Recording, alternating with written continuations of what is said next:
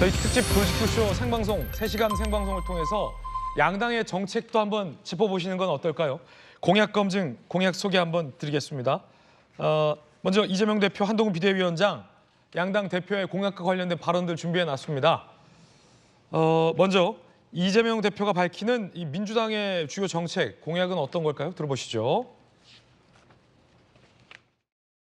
윤석열 정권의 무능과 국정 실패로 민생과 경제가 완전히 파탄 지경에 처했습니다.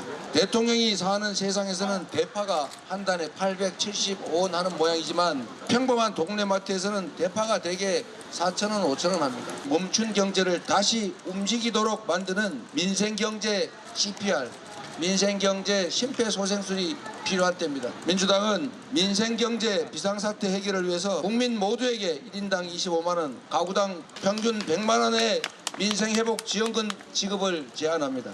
기초생활수급자와 차상위 계층 같은 취약계층들의 경우에는 1인당 10만 원의 추가 지급을 추진하겠습니다. 우리나라 20대 청년 중에 절반은 내 미래에 결혼과 출산은 없다라고 말합니다. 더불어민주당이 기본사회 5대 정책으로 국민 삶의 기본을 보장하는 사회를 만들겠습니다. 청년들이 빚 없이 사회생활을 시작할 수 있도록 대학 무상교육으로 교육의 기본권을 보장하겠습니다. 국립대와 전문대는 전액 무상으로 4년제 사립대는 반값 등록금을 실현하겠습니다. 대한민국의 무너진 지난 2년을 다시 일으켜 세울 힘은 오직 주권자인 국민 여러분께 있습니다. 민주당은 간절하고 절박한 마음으로 끝까지 최선을 다하겠습니다.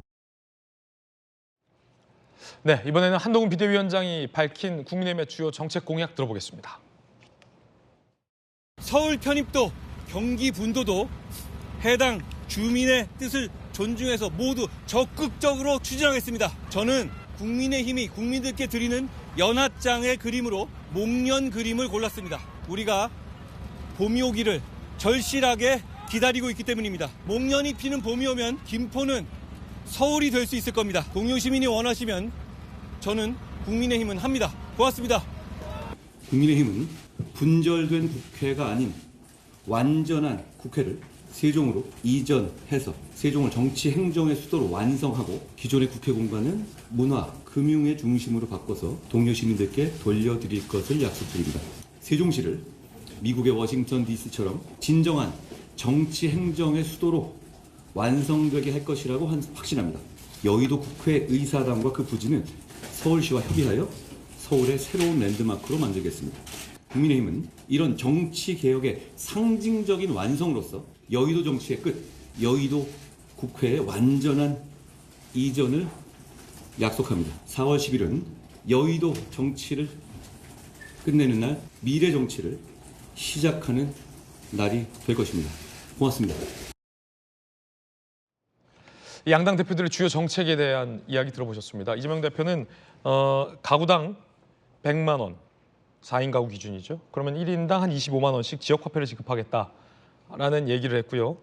한동훈 비대위원장은 아무래도 국회 세종 이전 그리고 서울, 김포 등의 이 서울 편입 정책 등을 냈습니다. 정혁진 변호사님, 어떻게 보십니까? 지금 양당의 대표 정책 공약, 물론 이번 선거에서는 정책 비교를 할지 공약 이게 비중이 조금 양당 모두 다 낮긴 했습니다. 주목받는 정도가요. 일단 민주당의 공약, 대표적인 공약이 민생회복 지원금 이런 거 아니겠습니까? 미시적이라고 저는 생각이 되고요. 그다음에 이제 국민의힘의 공약은 굵직굵직해요. 그러니까 서울을 메가시티로 만들겠다. 김포 같은 여러 주변에 있는 도시들을 서울로 편입시키겠다. 그다음에 국회를 세종으로 이전하겠다. 이거는 굉장히 큰 공약 아니겠습니까? 거기에다가 지금은 조금 많이 잊혀지긴 했지만은 그 한동훈 비대위원장의 국회의원 정원을 한 50명 정도를 감축을 하겠다. 이런 것들도 사실 굉장히 굵직굵직한 그러한 공약이었기 때문에 야당은 미시적, 여당은 거시적, 저는 그렇게 판단이 되고요. 그런데 민생회복 지원금 같은 경우는 약간 앞뒤가 안 맞는 그런 경우가 있는 것이 아닌가. 왜냐하면 이재명 대표가 대파값을 기본으로 해가지고 사각값까지 물가가 오른다라고 지금 주장을 하면서 돈을 풀겠다라고 하는 거는 일견 누가 보더라도 앞뒤가 안 맞는 그런 정책이 아닌가, 저는 그런 생각이 들고요. 그다음에 어쨌든 지금 이번 총선 결과를 다 떠나가지고 메가 서울도 저는 아주 좋은 공약이라고 생각을 하고 무엇보다도 세종으로 국회가 이전되는 것은 반드시 이루어질 것 같다. 왜냐하면 야당도 거기에 대해서는 동의하니까. 그다음에 개인적인 바람은 국회의원이 한 50명 정도 줄어가지고 특히 이제 비례대표는 제가 봤을 때 없는 이만 못한 거 아닌가 저는 그런 생각이 들기 때문에 이런 것들은 좀 됐으면 좋겠는데 이거는 만약에 이제 그 여소야대가 계속 지속이 된다라고 하면 쉽지는 않을 것 같은 그런 생각은 드는데 국회의원 좀 줄어들었으면 좋겠다라고 하는 게 저만의 바람인지는 잘 모르겠습니다. 자, 조기현 부위원장님, 양당의 주요 정책 어떻게 보십니까? 민주당의 정책 기본사회 또 지역 화폐 지급 공약은 일관되게 추진해 오고 있죠. 이재명 대표가 성남시장 때부터 일관된 철학을 갖고 해왔고 지난 대선 때 또 기본소득 공약에서 출발돼 있고요. 특히 그런데 지금 현재적 상황을 보면 그 코로나 이후에 경제 회복 속도가 OECD 선진국에 비해 상대적으로 늦습니다. 분명히 민생 현장에 체감하는 정도가 지금 지표상에 나타나는 것보다 더 나쁘거든요. 그러니까 이재명 대표가 일관되게 주장해왔던 기본소득 개념을 써야 된다면 지금 시점이 가장 중요한 시점이고 필요한 시점이다라고 보는 것이고요. 뭐 이 부분은 뭐 총선용이다, 총선 공약이긴 하지만 총선의 표를 당장에 얻기 위해서 내놓은 공약은 아니다. 이 부분을 좀 말씀드리고 싶고, 반면에 이제 한동훈 위원장의 국회 세종시 이전이라든가 메가서울, 서울 편입 얘기는 언제부터 어떻게 준비된 얘기인지 모르겠습니다. 그래서 실제 지역에서도 실현 가능성에 대한 의문을 계속 제기하고 있거든요. 단순히 김포뿐만 아니라 서울 주변 인근의 시 단위에 가실 때마다 그 얘기를 하시더라고요. 남양주도 그렇고 구리도 그렇고 도대체 어느 범위까지 어느 방식으로 행정 개편을 해서 서울을 확대하겠다는 것인지 그 과정에서 발생되는 문제를 어떻게 할 것인지에 대한 답은 없이 서울 편입 얘기만 계속 하고 있으니까 실현 가능성에 대한 문제 제기를 안 할 수가 없는 거고요. 국회 이전 문제도 뭐 민주당 기본적으로 찬성하는 입장이긴 합니다. 이미 분원에 대한 설치 계획이 확정돼 있기도 하고요. 그런데 넘어야 될 산이 많습니다. 헌법적 문제도 있고 이런 부분에 대해서 충분히 검토가 이루어졌는지에 대한 설명 없이 무조건 그 장점만 설명하니까 과연 실현 의지와 계획을 가지고 마련해서 지금 발표한 것인지에 대한 문제 제기를 안 할 수가 없는 것이죠. 예, 특히나 뭐 양당의 대표 공약 하나씩 좀 더 여쭤보면 아르헨티나 얘기도 이재명 대표가 했어요.